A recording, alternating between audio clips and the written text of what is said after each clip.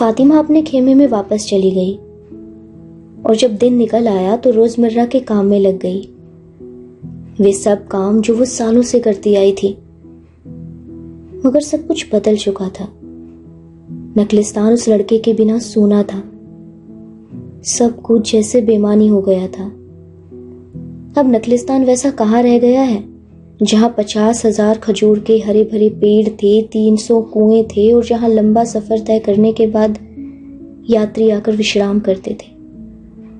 आज के दिन से और इसके बाद हर रोज नखलिस्तान उसके लिए खाली और एक सूनी जगह बनकर रह जाएगा। आज के बाद रेगिस्तान ज्यादा महत्वपूर्ण हो जाएगा। वो हर रोज उसे देखा करेगी और अनुमान लगाएगी कि वो किस सितारे को देखता हुआ खजाने की तलाश में आगे बढ़ रहा है। वो अपने चुंबन हवाओं के जरिए उसके पास भेजेगी और जब वे हवाएं उसके चेहरे को छुएंगी तो उसे एहसास हो जाएगा कि फातिमा अभी जिंदा है और उसका इंतजार कर रही है। उस साहसी का इंतजार जो खजाने की खोज में गया है। अब आज के बाद वो रेगिस्तान उसके लिए एक ही चीज का प्रतिरूप बन जाएगा और वो होगी उसके लौटने की उम्मीद। जो तुम पीछे छोड़ आए हो उसके बारे में सोचना व्यर्थ है, अल्केमिस्ट ने लड़के से कहा जब वो अपने सफर पर चल पड़े थे। जो कुछ भी है वो उस दुनिया की आत्मा में पहले से ही लिख दिया गया है और वो वैसा ही रहेगा। लोग घर लौटने की बात करते हैं, ना कि घर छोड़ने की, लड़के ने कहा। वो फिर से रेगिस्तान की खामोशी में अपने आप को ढालने लगा था। अगर कोई वस्तु विशुद्ध तत्वों से बनी है तो वो कभी खराब नहीं होती। उसके पास तुम कभी भी लौट सकते हो, मगर जो चीज महज पल भर के लिए चमकती है टूटते हुए सितारे की तरह, उसके लिए तुम लौट भी आओ तो भी मिलेगा कुछ नहीं। वो व्यक्ति कीमियागरी की भाषा में बात कर रहा था, मगर वो समझ गया था कि उसका इशारा फातिमा की तरफ है। जो कुछ वो पीछे छोड़ आया है उसके बारे में एकदम कुछ न सोचना उसके लिए बहुत मुश्किल था। रेगिस्तान की अंतहीन एक रास्ता ने उसे स्वप्निल सा बना दिया था।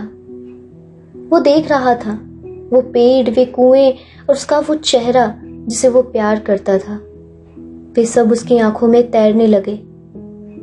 प्रयोग करता हुआ वो अंग्रेज और अपने गुरु होने के गुणों से बेखबर वो ऊंट चालक, सभी एक एक करके उसकी आंखों के सामने आने लगे। लड़के ने सोचा इस अल्केमिस्ट ने शायद कभी किसी से प्यार किया ही नहीं। अल्केमिस्ट अपने घोड़े पर सवार कंधे पर बाज को बिठाए हुए आगे आगे चल रहा था। बाज को भी रेगिस्तान की भाषा बखूबी आती थी। जब कभी वे थोड़ा रुकते तो बाज शिकार की तलाश में उड़ जाता।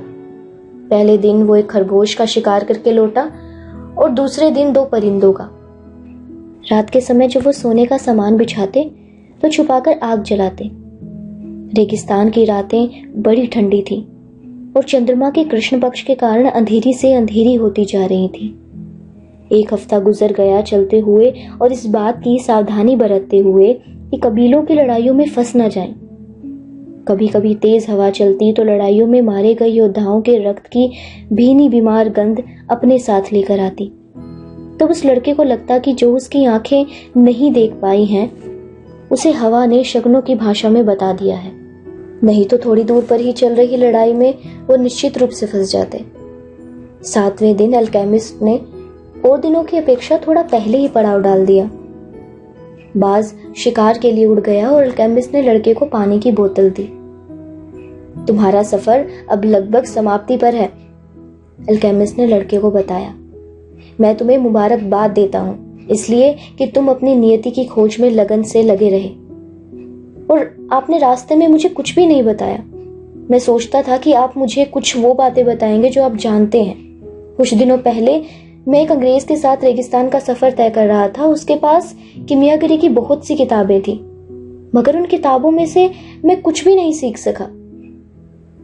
कुछ भी सीखने का एक ही तरीका है, अल्केमिस्ट ने जवाब दिया, और वो है कर्म। तुम्हें जो कुछ भी जानने की जरूरत थी वो तुमने अपने सफर के दौरान सीख लिया। अब तुम्हें केवल एक ही बात और सीखनी है। लड़का पूछना चाहता था क्या, मगर उसने देखा कि अल्केमिस्ट आसमान में अपने बाज को तलाश रहा है। आपको लोग अल्केमिस्ट क्यों कहते हैं? क्योंकि मैं वही हूं। और उन अल्केमिस्ट से क्या चूक हो गई जो सोना बनाना जानते थे मगर बना नहीं पाए? वो सिर्फ सोना बना लेने की बात सोच रहे थे। उसने कहा, वे अपनी नियति के खजाने में बिना अपनी नियति को जिए पा लेना चाहते थे। वो क्या है? मैं समझा नहीं, लड़के ने पूछा। अल्केमिस्ट अभी भी आसमान की तरफ देख रहा था, तभी बाज उनका भोजन लेकर आ गया। उन्होंने गड्ढा खोदकर आग जलाई ताकि उसकी रोशनी देखी ना जा सके। मैं अल्केमिस्ट हूं इसलिए कि मैं अल्केमिस्ट हूं, बस। भोजन पकाते हुए उसने कहा, मैंने यह विज्ञान अपने दादा से सीखा, जिन्होंने उसे अपने पिता से सीखा था और उन्होंने अपने पूर्वजों से, जब ये दुनिया बनी थी।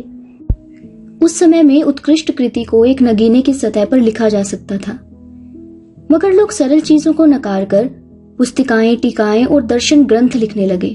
वे ये भी सोचने लगे कि उन्हें औरों की अपेक्षा बेहतर तरीके मालूम है।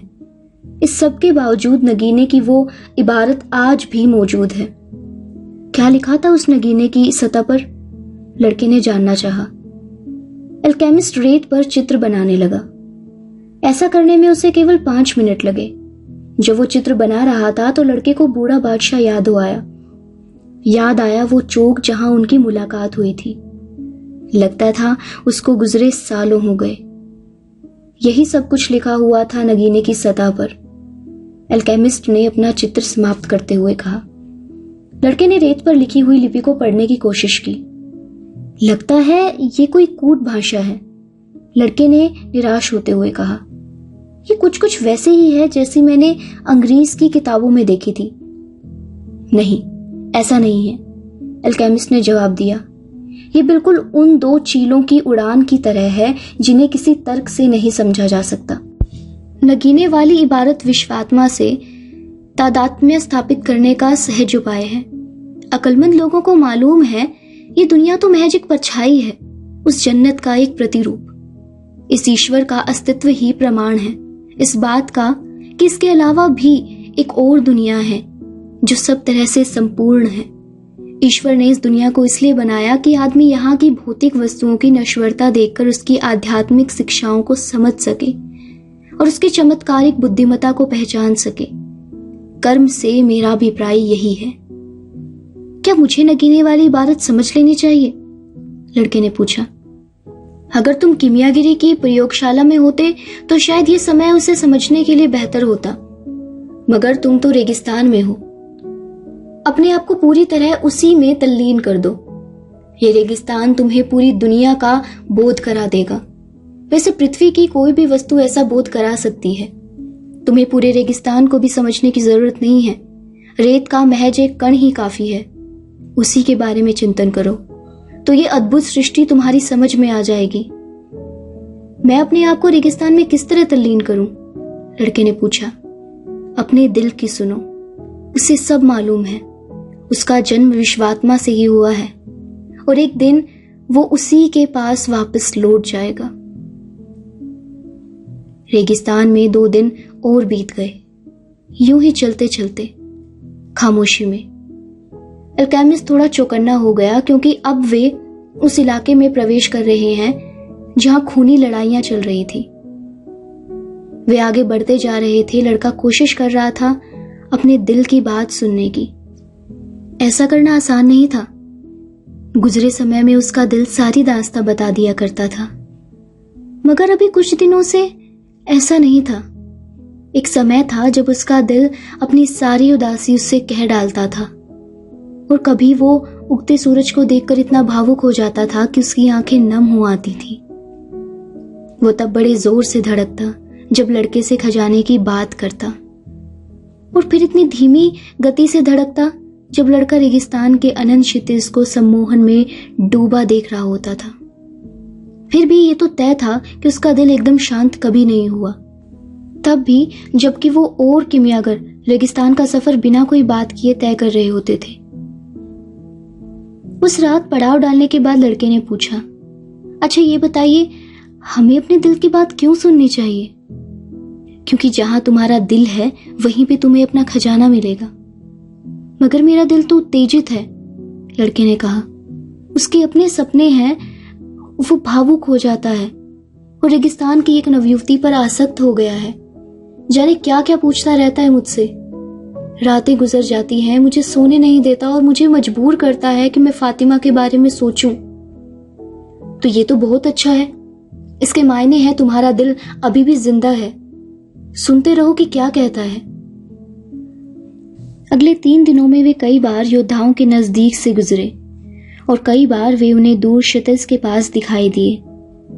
लड़के के दिल ने डर की बातें कही, वो किस्से बताए जो उसने विश्वात्मा से सुने थे और जिनमें उन असफल यात्रियों की कहानियां थीं जो खजाना ढूंढने में नाकाम रहे थे।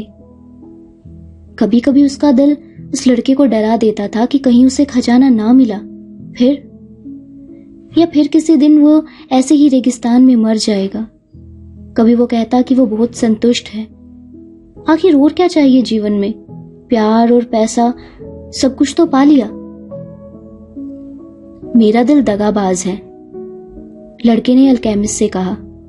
मैं नहीं चाहता कि मैं और आगे जाऊं। तो वो ठीक ही कहता है, अल्केमिस्ट ने कहा। वह डरता है कि अपना सपना साकार करने के प्रयत्न में तुम वो सब कुछ ना खो डालो जो तुमने अभी तक प्राप्त किया है। तो मुझे अपने दिल की बातें क्यों सुननी चाहिए? क्योंकि तुम उसे खामोश तो नहीं रख सकते। फिर चाहे तुम ये दिखावा करो कि तुमने उसकी बात नहीं सुनी है, लेकिन वो तुम्हारे भीतर ही रहेगा और बार बार दोहराएगा कि तुम अपनी जिंदगी और इस दुनिया के बारे में क्या सोच रहे हो, अल्केमिस्ट ने कहा।